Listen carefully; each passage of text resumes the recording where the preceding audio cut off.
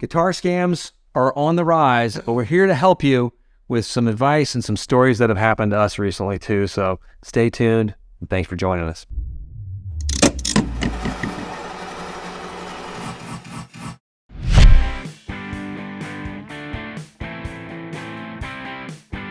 Hey, it's me, Baxter and Jonathan, back for some more fun-filled stories and trials and tribulations from the guitar shop world. It's so fun. It's lots of fun. I can't wait to have Jersey mics. Oh my God, are we having Jersey mics today? Mics today. Whew, thank God. Big kahuna. Here it comes. Anyway, so guitar scams are actually on the rise right now. I'm going to say they're out of control. They're out. It's insane right now on the internet. We're dealing with it. We've been hit a few times. We've dodged a few of the bullets as well. Some are funny, some are sad. We've seen it initially starting out in Australia and New Zealand. I saw a bunch of it sort of rising up on the interwebs. I literally had a friend of mine call me yesterday. He's like, hey, I commented on one of your things and you guys said to go contact me on Telegraph. And I'm like, no, don't deny him. Listen to the message because I've been teaching. I was like, please, I hope you did not do that. Telegraph? It's like a thing where you get on Discord or something like that. So Telegraph has been on the rise on the YouTube channels in particular. Ours, lots of other ones. There's lots of fake Casino Guitars accounts out there saying you won something. You didn't win anything. We won't contact you that way. We're going to find you through real life. Well, this guy's making phone calls, and we're going to have a Zoom call. That's right. And we're not going to ever ask for a penny. When we gave away that silver, just send us $150. We shipped it to Canada. We paid for the shipping. We sent them a free, God, how much are those guitars? $4,000 or something like it. Stupid. But because that's what you're supposed to do. Yes. So then criminals don't do that. They ask for your money. Yeah, and if there ever was a legit giveaway with a fee you cover shipping or something, you're going to be on the phone with us. Well, I'm just saying, I think that a reputable entity giving that away would say that up front. You would know. Yeah, it's going to be, we're going to tell you. We're not going to get on Telegraph with you. No, I have to tell you. So don't do that. It's been happening to the guitar centers and stores. There's been a rash of sort of thieveries. And there's one, the one I saw recently where they got photographs. It reminded me of the people that stole the private stock from, I think it was Peach Guitars years ago, well pre-COVID, where somebody snuck in. It wasn't the same, she did the trench coat thing. She hid the guitar in her trench coat, had a little hook in there, I think, where she could get hit under that. But because that's not weird at all. Walking in with but if you're kind of an unshapely woman and you're just bargaining in, and you can just no one's gonna notice. It's like the people aren't watching the older lady usually at the guitar. Yeah, I mean, here we are. Yeah, we're watching for different reasons. But a Guitar Center, there's been some lots of shenanigans of people not being honest, sneaking in, sneaking out with guitars. Online's been kind of crazy. So we had someone recently with our Terry Kath Fender Custom Shop purchase that. It's a $20,000 guitar. They purchased it sort of cold off the internet, which is a little kind of a red flag. A little bit of it's something we usually have conversations when you're buying a $20,000 guitar. There's usually a hello. I just want to check on the guitar. Does it play good? How's it sound? Yeah, I mean, if you're buying, there's all sorts of normal things people buy. Buy cold. It's cool. We'll probably reach out to you to make sure you're custom shop. We'd like to talk to you just to say hello anyway. But yeah, $20,000 guitar, just sight unseen, put it in your cart and buy it. It happened while we were shooting videos. I think one day. I think we were doing a live stream. Yeah. It was funny. So I was like, all right. So I was like, oh, that's neat, but it's and so we got this was fun. So we got the guy. I sent him an email and say, hey, congratulations. Blah blah blah. We'll get you on the phone. We'll talk about this facilitation, shipping, and yada yada. Because everything checked out on the credit cards. Right. Cleared through. Everything was fine. It didn't have the ABS not matching. We check all that. That's when there's a red flag. You do not ship if you're selling individually. If something doesn't match in the credit cards with shipping address and billing location, there's an ABS code match that needs to match too. Do not ship the guitar. It's almost 99% stolen. If someone's doing that through Reverb, can they see that stuff? Reverb protects you. Okay. Yeah, that's something if you have doubts, send the customer to Reverb. Yeah. If you're buying with someone else. I'll get into the story about that later. So then we got the guy on the phone once. He's talking like this, kind of. He had this funny voice. He's like, yeah, I'm just a collector. I'm a big collector. And I'm like, well, what strings would you like? Well, Sean was talking to him this time. He's like, I don't care. Just set it up how you normally set it up. I'm just a collector. I'm not a player. I'm like, so what's your favorite song from Chicago? Oh, I like them all.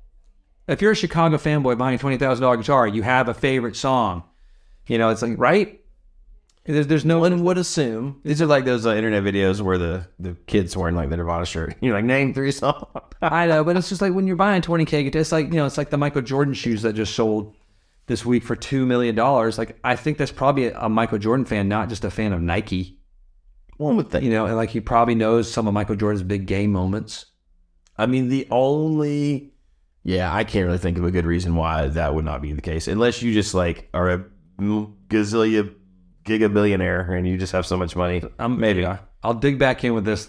So we call them. I send them emails and just say, hey, we're just we have to sort of let the credit card sit for a bit on purchases large. We don't always, but we kind of had, because we felt it was just, I felt it was off. Your gut, ladies. Trust your gut is number one. Always go with your gut. And then he starts sending some emails like, hey, like, I'm a big fish. I'm a big whale. I'm rich. I buy guitars. You guys just go ahead and just ship it now. I'm like, we test him a little bit more. And then you see, this is not how people that buy guitars with this value talk, first off. And we call him again, and he answered with a different voice from a different caller. Yeah. And then he forgot to turn his voice back on. I was like, why are you acting? We didn't know your voice anyway. We're not going to like voice track you filthy animal. Yeah, I mean, it was funny. It's very strange.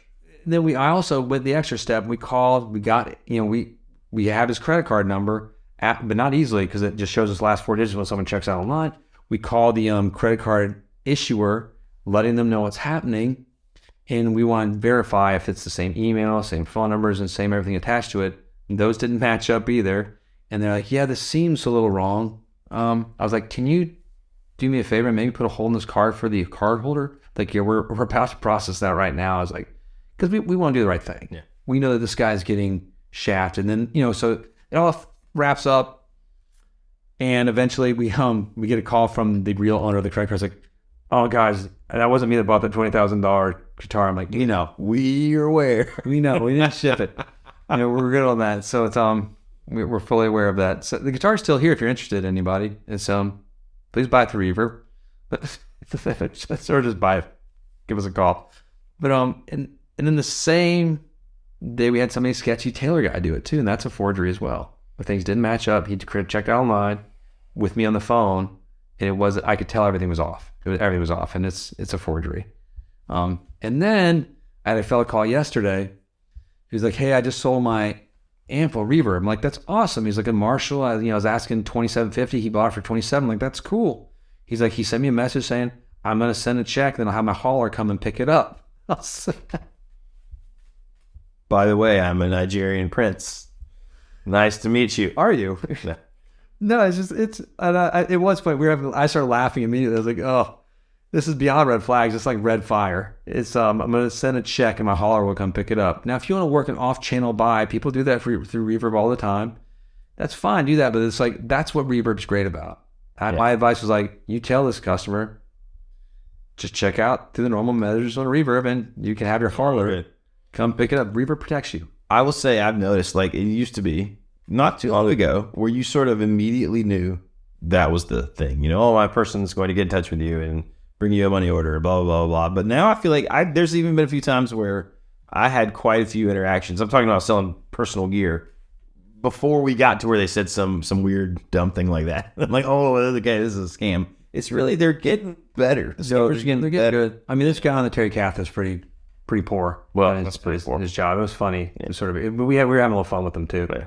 And I thought about sending some funny emails and like sending an actual box out. Should have sent a box just like stuff filled with manure, like dead fish or something. Yeah, well, that'd be funny. He gets it. Then I was like, oh, what is Sean? We could have mailed him Sean. Sean just pops out. Bam! Why not bow? What up? Yeah. Sean's like our Chuck Norris. He is. Like he's undefeated. Like, I can beat everyone in arm wrestling, but that dude like knocks everyone out in like jiu-jitsu. It's madness. No, so just have a store-wide jiu-jitsu tournament. I feel like, but just girls, just girls off here. Oh, you think Derek would win? Yeah. Think Derek would beat you? Yes. I mean, I know you guys all beat me. I mean, like real jiu-jitsu, yes. I mean, like fighting. I'm thinking sure fighting. I think you probably win in fight because you have like a deep anger. It's true. Inside. It's if you've ever noticed my smoldering dead eyes on the channel, he's like a real light shark when he's in a bad mood. They just kind of roll up and then just blackness. Never crazy. I'm like, guys, what happened? What happened, guys? Okay, now can we get off topic for a minute? Because I've been thinking about this for like a long time. Now we're talking about sharks. Like, do you know the movie Fall? Yes. Like where they climb the tower, the girls, and then they get stuck on the tower. And then the movie like 47 meters deep or something, where they're stuck underwater and there's like sharks. They got to swim up. You tell me about that, yeah. It's the same production team. I'm sure it's the same movie, but it's just one's high, one's in water. But it literally is the exact same movie. And the water is terrifying. Exactly. I don't know why. I think I'd rather be in the water. I'd rather be having to get through sharks than have to be stuck on this high tower. It's all terrifying. I mean, like with no hope of getting out. I just don't like the idea of like having to drown. You know, I feel like that's a peaceful way to go in some way. Like, I mean, if I knew I'd go for it. And the shark's gonna just eat me and I'll die. you know, I'd rather drown than the shark eat me. I know, but like I'm gonna still go for it. Maybe I can make it, and then I'll pop my man. But you wouldn't rather just like fall from really high, just know that you're gonna have that split second done. God, no, I don't know. Just I have a thing with like heights like that would just terrify me too. Okay, see, I don't like the being in like a little entombed, like closed space. So you're just in your mask. You're just swimming around. No, sorry. Pitch dark is the scary part though, because it's deep. Even though That would be terrifying. that's the part. So you don't really. So the only thing you're seeing is like your lighthouse, like a shark is. I mean, that would almost be like I just watched Interstellar on the plane the other day. God, it's Because I forgot. It's like the saddest movie alive. It is. It's crazy. I'm fun. Felt like when he saw his daughter, I was like, oh my God. And if you're done listening to Guitar Star, we're ranting from it. Yeah. I was watching the crash scene from the movie Flight with Denzel Washington last night again. Yeah. I just watched it while I was doing tags. Right. I needed something to distract me for a minute. It was so it almost makes me cry. Have you seen the movie? Mm-mm. That's such a good movie. We might watch it.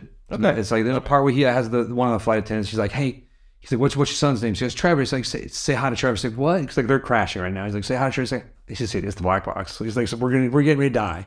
Say goodbye to your son right now. I'm like a touch thing about it. It's so sad. But that's the best part of the movie. John Goodman's in it later. It's hilarious and it gets kind of crazy, but the movie's intense. That scene is the only part worth watching. I mean, as far as like, if you want to really just, I love that man. Denzel Washington. He is fantastic. He's one of the true American treasures. I think. Yes. He's like he and Tom Hanks, and God, I'm gonna say it, Pat Damon and Ben Affleck. Those sons of I went back and watched the Robin Williams like Mrs. Doubtfire the other day with my kids. It's this sweet. It's funny is how simple those movies were. They were, and how like there's not much to it. It's you sort of know everything that's going to happen, and how you could not make that movie today. be a little different context. Dude, like a dude dress up as like a lady, and it's like it's all funny. Right. Yeah, a little different. What's that? Yeah, but no, it's oh gosh. So what were we talking about? Guitar Scamp? See, that's why I need a little bit of levity because like I'm in such a positive mood, even though there's the taxes and stresses of the guitar world and everything. Like I just want happiness, and like the guitar scams are yucky. So if there's somebody messing with you, have a little fun with them. yeah, send them some dead fish. fish. I mean, what's the worst that could happen? You know, they get some dead fish. Like, the glitter bomb guy on YouTube is hilarious. You watch those videos with the porch, the thieves. Like he puts it's awesome. They deserve it. Yeah. By God. Did you see though? There's one prank YouTuber the other day. I feel like he got shot. Yeah, I mean, because there's some idiot prank. There's some really dumb ones. Yeah. The ones like they like gonna say like offensive things in this neighborhood and like getting fights. I'm like.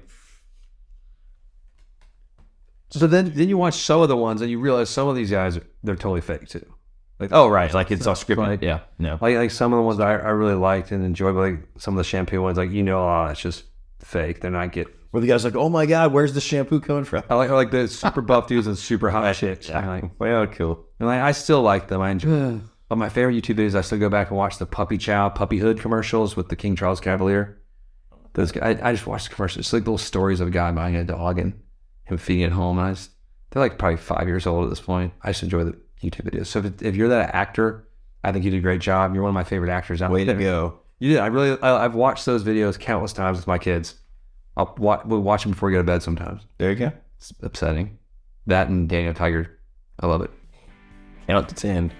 And Wild Kratts. Oh. And the one We have a lot of Wild Kratts action in our house. Jams. Hey, thanks for joining us. Careful out there with the scammers. Yes. But have a little fun with them at the end of the day. Why not? You know, it's life. And we'll keep watching out for you. If you can give any advice, just let us know. Peace be with you. See you next time.